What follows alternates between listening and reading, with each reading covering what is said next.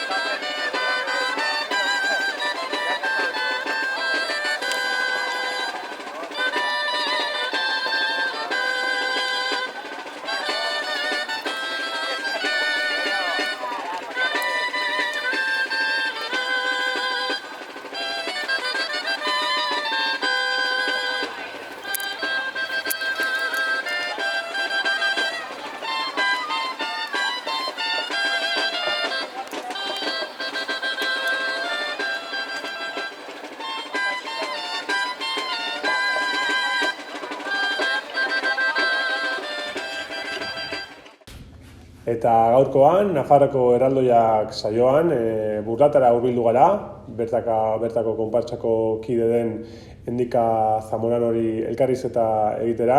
Arratsaldeon, Endika. Arratsaldeon. Pixka gaurkoan zuen konpartsaren inguruan galdetuko dizugu. Konta diguzu, noiz sortu zen bertako konpartsa? Burlatako konpartsa lehenengo hasi zen, hasi baino lagun batzuk hasi ziren bere diru propioarekin 3 kilik erosten, zirela El Vasco, El Mono eta La Vieja. Eta orduan, 1979an, uste dut hitz egin da taldeko batzuekin, erosi zituztela gehiago konpartsa egiteko. Orduan, urte horretan, ni oroitzen naizela, erosi zituzten ere 2 erraldoi hori, konpartsa hasteko. Ikusten dugu hemen argazkietan zenbait erraldoi ibili direla aldi berdinean, 10 baina gehiago igual ere bai, egunen batean, badira argazkiak. Zen izan da zuen pertsonaiek eduki duten evoluzioa? Ba, lehenengo Zaragozan erosten zirenez, Kiliki eta erraldoi guztiak, ba, dira Zaragozaneko katalogoan ateratzen ziren pertsonai batzuk. Adibidez, lehenengo bi erraldoiak hasi zirenean, ziren errege katolikoak, ondoren erosi ziren errege afrikarrak, eta azkenik Kleopatra eta Marco Antonio. Eta hori buru handietan iritsi ziren zenbaki handira. Zeudelako adibidez hori esan ditudan hiruak, torero, cazador, loko, lobo eta zenbait gehiago. Eta momentu hauetan adibidez, zeintzuk dira dituzuen pertsonaiak? Ba, gaur egun, 1982an, herriak nahi zuen, herriarekin zerbait lotura zuten erraldoi batzuk, eta orduan sortu zituzten, espezialagoak izateko, esklusiboagoak, Bernarde eta Leonor eta gero Francisco eta Josefa. Eta zein da lotura? Ba, Bernarde eta Leonor izan ziren, Bernard zen Frantziako errege bat, Leonorrekin ezkondu zena zeuden gerrak bukatzeko, eta gero Francisco eta Josefa dira biak anai-arrebak burlatagatik gauza asko egin zituztenak. Adibidez, Francisco egin zuen, landatu zituen Nogalerako zuhaitzak, edo txupinazoa botatzen zuen festetan, eta gero Josefa hori, askotan neskei laguntzen ziren prestatzen burlatako festetan eta horrela.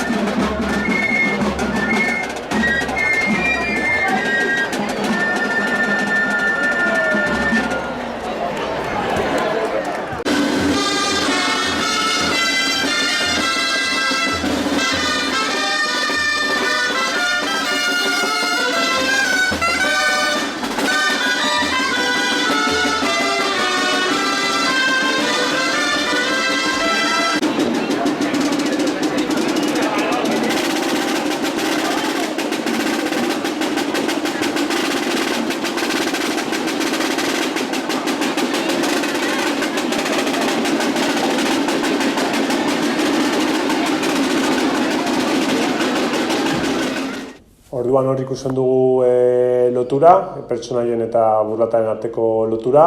Berriz ere bai, konpartsako hastapen horietara itzuliko gara. Zer helburu betetzeko sortu zen erraldoien konpartsa? Ba, nire ustez, Kilikiekin hasi zirenez, gehien bat zen aurrak ongi pasatzeko, animatzeko, eta azkenan nire ustez erraldoiak eta hartu zituzten horretarako. Azkenean festak, erraldoiak asko animatzen dituzte. Nire ustez erraldoiak festetan oso garrantzitsuak dira. Ikusten dugun bezala, ja aipatu dugu, pertsonaia haunitz ibiliela zuen konpartsan. Egileak ere bai, pertsonaia hauen egileak, ezberdinak izan dira? Bai, lehenengo 6 erraldoien eta Kiliki Izarren egilea zen Aragonesen Fiestas. Eta berriak, burlatarekin erlazioa duten pertsonaiak egiteko, esan zitzaion Mari Ganuzari egiteko. Eta jantzi dagokienez, nola egiten duzuen, hori enkargatu duzu eta ze ezberdintasun izan dira, hastapenetatik gaur egun arte? Erraldoi berriak hasi zirenean, jarri zitzaileen egin ziren arropekin, zeuden beraietzat prestatuak, baina 10 urte igarota 2002an, deterioratzen hasi ziren ez eta apurtzen eta, orduan egin ziren berri batzuk. Hoiek iraun zuten erraldoi hauek 25 urte ospatu arte eta okasiorako egin ziren gaur egun daramatzaten arropak. Eta badakizun hori enkargatu zitzaien arropa hau egitea?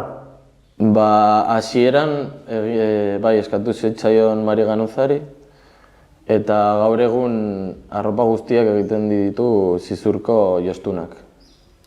Ederki, orain berriz ere ikusiko dugu pixka ze ezberdintasun dauden lehenagoko erraldoien eta gaur egungoen artean.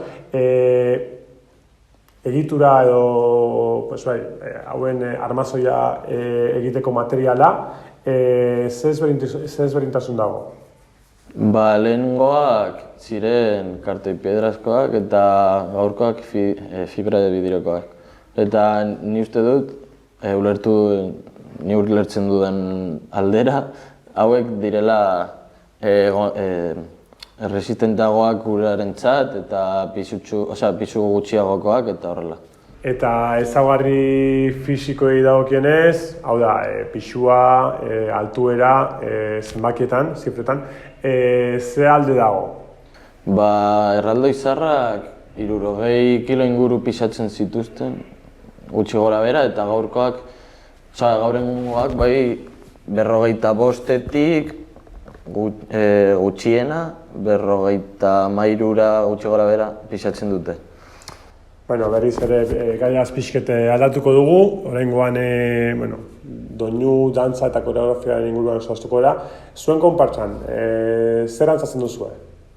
Gu gehien bat, kalean mugitzeko, pasakaiez erabiltzen ditugu eta gero dantza espezifikoak egiteko, konpartsa bakoitzak dituen dantzak, erabiltzen ditugu balsak.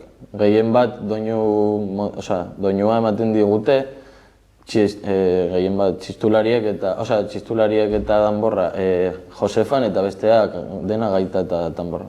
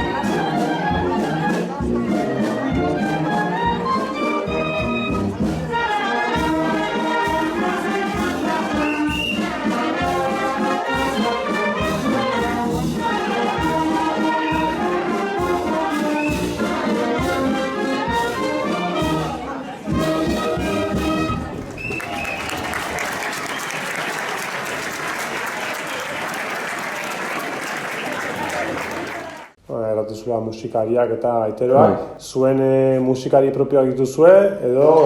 Bai, aurten atera da konpartsako talde bat dela lehen hemen dantzatzen zuen jendearena, baina orain arte bai egon zela Burlatarriko gaiteroak, baina hori. Gaur egun dago konpartsako talde bat.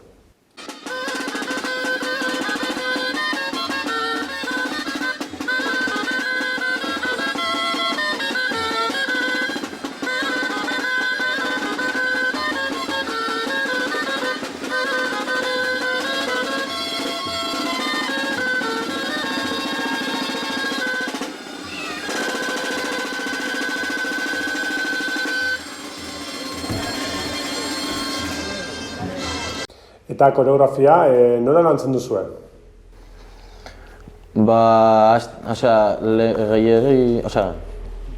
Lehenik eta behin hori hasteko, esaten digute duen adibidez gure entsaio irakasleak edo, esaten digu ze pasu diren eta horrela, eta hasten gara errepikatzen eta geratu arte.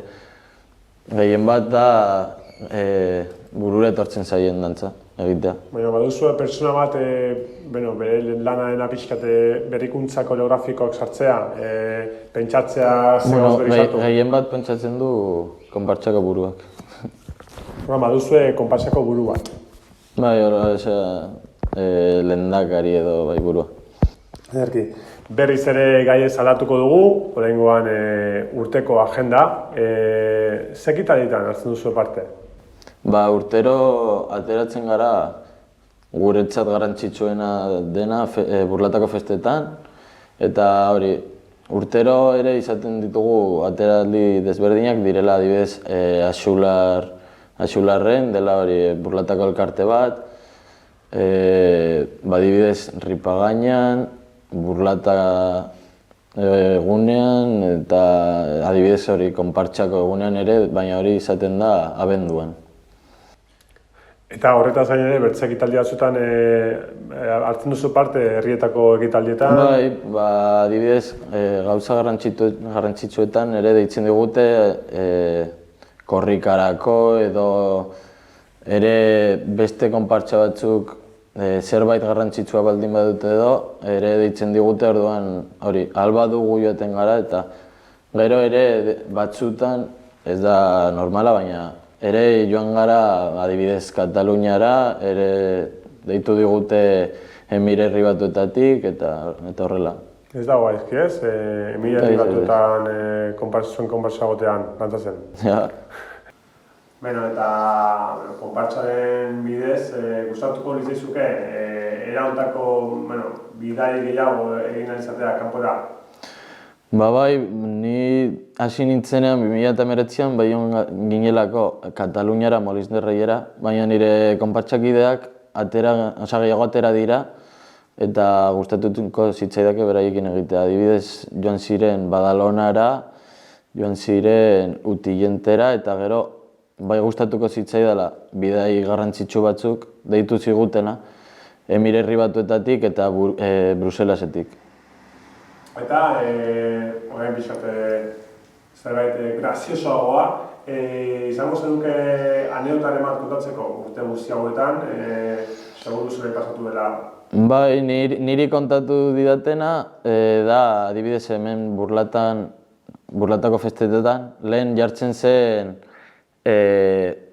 zezen plaza bat eta egin zutela behin en plan konkurtso moduko bat eta hori irabazi zutela lehenengo postua eta gero hori. Eta gero ere esan digute berriei gehien bat adibidez behin konpartsakide bat atera zela festan eta bukatu zuela Txanterako etxe batean eta erraldoiak Burlatatik egon beharrean joan ziren bere bila Txanterara.